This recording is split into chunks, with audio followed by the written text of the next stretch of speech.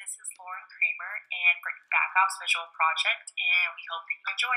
Hi, so for this project, we decided to choose a song to analyze, and we chose the song Closer by the Chainsmokers and Halsey, and we attached the lyrics in the next slide.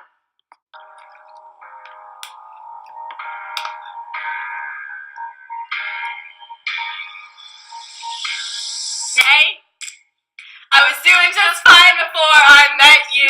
I drink too much and that's an issue, but I'm okay. Hey, you tell your friends it was nice to meet them, but I hope I never see them again. I know it breaks your heart. Moved to the city in a broke down car, and 4 years no calls. Now you're looking pretty in a hotel bar, and I can't stop. No, can't stop. So baby, pull me closer in the backseat of your Rover that I know you can't afford. But that tattoo on your shoulder, pull the sheets off from the corner on the mattress that you stole from your roommate back in Boulder. We ain't ever getting older.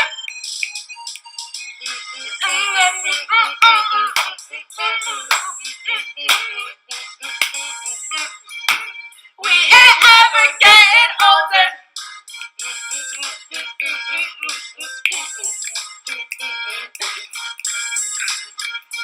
We ain't ever getting older. Hey, this is Lauren, and for the project, the topics covered are the 5 domains of language, which are phonology, morphology, syntax, semantics, and pragmatics.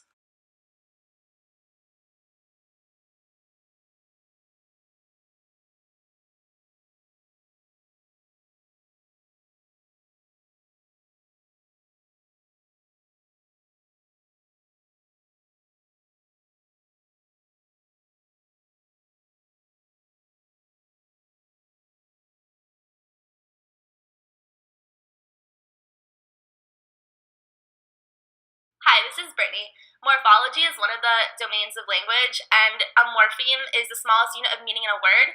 And there's 2 different types of morphemes, free and bound. A free morpheme will carry content on its own, and that can be broken down into 2 more subcategories. The first subcategory is a lexical morpheme, and that includes nouns, verbs, adjectives, and adverbs. And a way to remember that is it's something you can imagine in your head, such as like a cat or a dog or a person, because you can visualize it. And the second type of free morphemes are functional morphemes, and these are conjunctions or prepositions, such as like under or below, etc. And then bound morphemes only have meaning if they're paired with another morpheme, and they often serve a grammar function. So continuing on with bound morphemes, there's 2 different kinds. The first form is derivational, and that's when it forms a new word, and it can also change its grammatical category. For example, if you have the word color that's a noun, you can add the suffix full to it, colorful, and that's then an adjective, so it changes the grammatical category. And the second type of bound morphemes are inflectional, and these again are only suffixes, and they can't form new words. So an example of a bound morpheme that's inflectional is the suffix s. So if you have the word dog and you add an s to it, it's just pluralizing the word, but it's not forming a new word that has like a different changed grammatical category. So back to the song.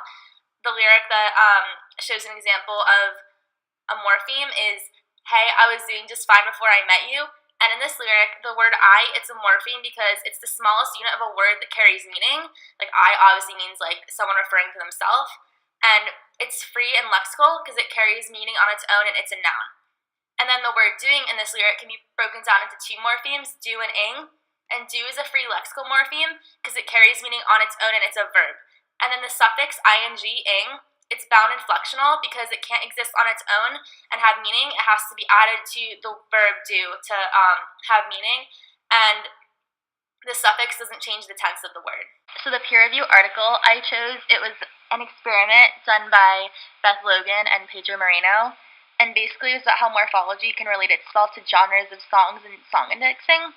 So in their experiment, they picked certain words like love, like, girl, and day, and other words. They had a chart of all the words they picked, and basically they indexed I think it was about a couple hundred songs, and they picked out the words in each one of the songs, and all the songs were separated by genres. They were trying to see if different genres had like similar words like within each genre. So at the end of their experiment, they concluded that yes, certain genres did contain the same words.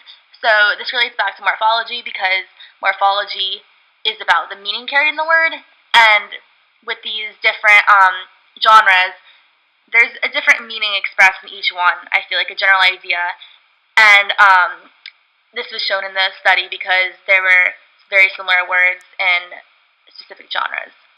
So for the next domain of language, we covered phonology, and phonology is the analysis / description of how sounds can combine and form patterns in speech production for a language.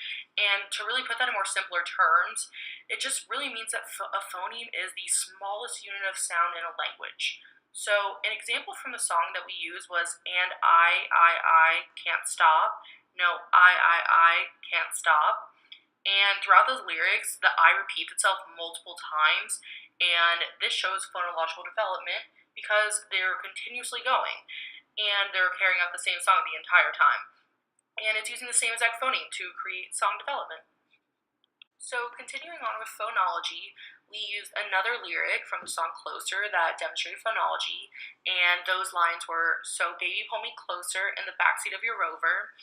And in these two lines, they created a pattern, and they also created a rhyme scheme when they rhymed closer and rover together. And these two very small sounds, they were juxtaposed together, and they created a rhyme scheme, but not only that, they also created a catchy chorus. The next domain of language we're going to talk about is syntax. Syntax is the study of the different relations between different words grammatically and how the different units work together to form even larger units. And this isn't like morphology because that only has to do with smaller units, and this is bigger units we're talking about. So with syntax, there's certain rules that govern how you use it, and with this comes along different types of phrases and sentences. So some types of phrases that there are prepositional phrases, noun phrases, and verb phrases, and then there's different types of sentences, and those include simple sentences, compound sentences, and complex sentences. So our syntax example from the song is first the lyric, "Moved to the city in a broke down car," and this line is a verb phrase, which means it has a verb and then an indirect or direct object following it. So in the first half of the lyric, moved is the verb, and then this is followed by a direct object, which is like the broke down car, which is the direct object. And then another example of syntax, we can pull that from the lyric, "But I'm okay." And this is a simple sentence because it can stand on its own, and it just gives you one piece of information. There's nothing else attached to it, no like prepositional phrase, etc. So for the next domain of language, we have semantics, and that means the study of the meaning of words, phrases, and sentences. And then when you break down semantics, there are two different subcategories, which are conventional and associative. And conventional means it's based on the literal use of the word and its characteristics. And then on the opposite side of the spectrum, there's associative, which is based on feelings, experiences, or associations to a word. And as an example for conventional, it's the word basketball, which could be orange or it could be round, and they're all physical scene traits for it.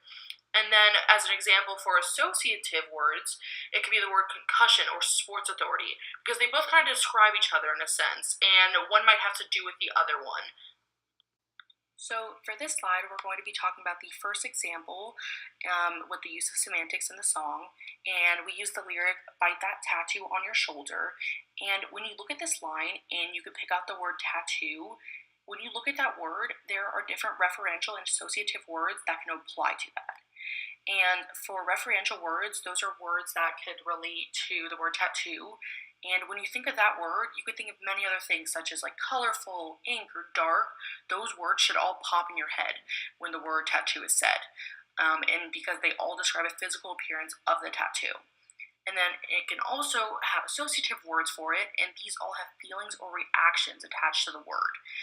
And for this word tattoo, you can also think of the words needle, pain, or tattoo shop, which, I mean, you should feel all those things. When you hear needle, you could think of shots, or pain, you think of that personally. So for this slide, we're continuing on with semantics, and when you break that down, it's broken down into different categories that can be denoted by a plus or a minus sign. And these plus and minus signs sort out words that can make semantic sense in a sentence versus those that cannot. And for an example for this, we use the verb through, which is an animate object, and you would have to have that be the subject for it to technically make sense and be correct semantically. And if it's possible for a subject word such as football, girl, and man were listed, you would put pluses next to the appropriate categories of animate objects in that list, and those would be girl and man out of all three of them. And these really allow the sentence to semantically make sense in the end, which is what you're trying to ultimately do. So a football is inanimate and cannot throw something, so a minus would have to be placed next to that. The second example for semantics that we picked out of the song is the lyric, "Moved to the city in a broke down car." And in this line, if you decided to remove a word, you could still fill it with a different word and it would still be able to make semantic sense. So for example, "Moved to the city in a broke down," and you take out the last word car, you would have to be able to fill it with another noun. So it would have to be under the same category as a vehicle. So you could fill it with something like a bike or a bus. So you could change the line to "Move to the city in a broke down bus." Because you obviously can't put something in that wouldn't fall under the category vehicle. Something, for instance, like a cheeseburger, that would not make semantic sense. Okay, the next domain of language is pragmatics. Pragmatics is basically the study of speaker meaning and how there's a deeper meaning that's there over what's said. So like something will be said, but there's a deeper meaning within that. So this also can be called an invisible meaning, which like the name implies is kind of self-explanatory. So the example from the song, we use the lyric, "We ain't ever getting older," and this is an example of pragmatics because obviously the singers are going to be getting older. Like you can't just freeze time and say, "Oh, I'm not gonna grow, I'm not gonna get older." But it's kind of like a metaphor because it's basically saying that they want to act young and like be young in the moment. So with pragmatics, you need to identify certain social cues and know that certain things aren't meant to be interpreted literally. It's kind of more of like a figurative phrase. Okay, the next aspect of pragmatics is face. And face refers to one's self-image and their sense of self and how they want to display themselves. And there's positive face and negative face. Positive face is used if someone wants to be liked or approved, so it's like that makes sense. It's called positive face. And negative face is when you don't want to impose on someone. So, example of negative face could be like, "Oh, like sorry, I'm not trying to bother you." So yeah, the example from the song is the lyric, "Hey, you tell your friends it was nice to meet them, but I hope I never see them again."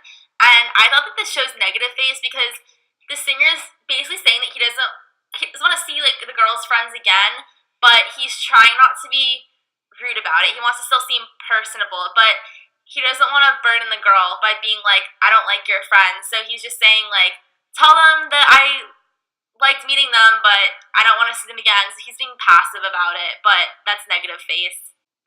So throughout this entire project, for every single domain of language, we used two different examples from our song Closer, and we did this just by picking out random lyrics and just explaining how they related to the different domains of language. And every single lyric in the song uses at least one of the 5 different domains, if not more. There are definitely a few of them that use multiple.